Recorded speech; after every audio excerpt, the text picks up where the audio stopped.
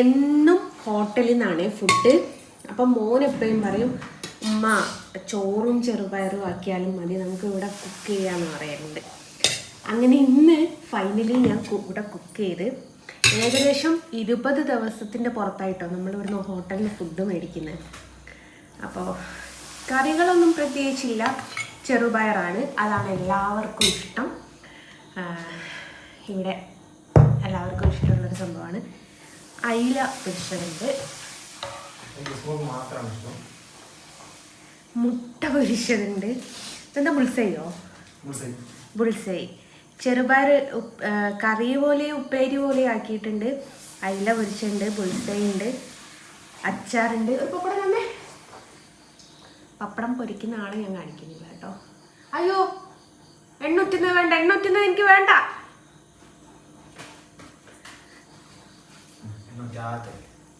പപ്പടവും. അപ്പോൾ നമ്മൾ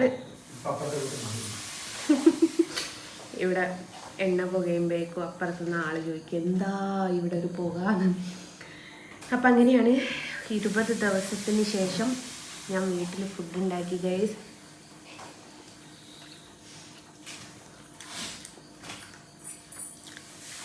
ചെറുപയറും ചോറും ആണെങ്കിലും അത് മതി. എവിടേക്ക്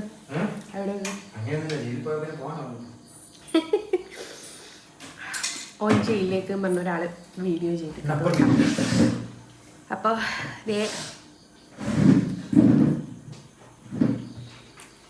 നല്ല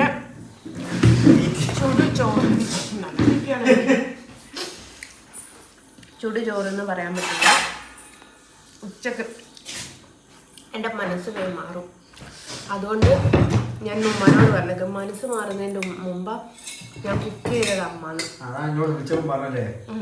കാരണം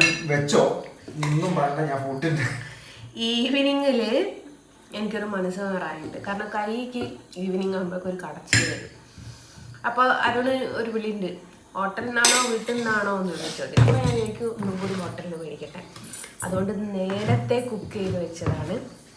ചോറും ചെറുപയറും ആക്കി വെച്ച് മക്കൾ വന്നതിന് ശേഷം ഇത് മീൻ പൊരിച്ച്, ഇപ്പം മുട്ടയും പപ്പടാവും പൊരിച്ചാൽ പറ്റൂല ഒക്കെ ചെയ്യുക. അപ്പം ഞാനിതൊന്ന് ഫിനിഷ് ചെയ്യട്ടെ. Bye bye.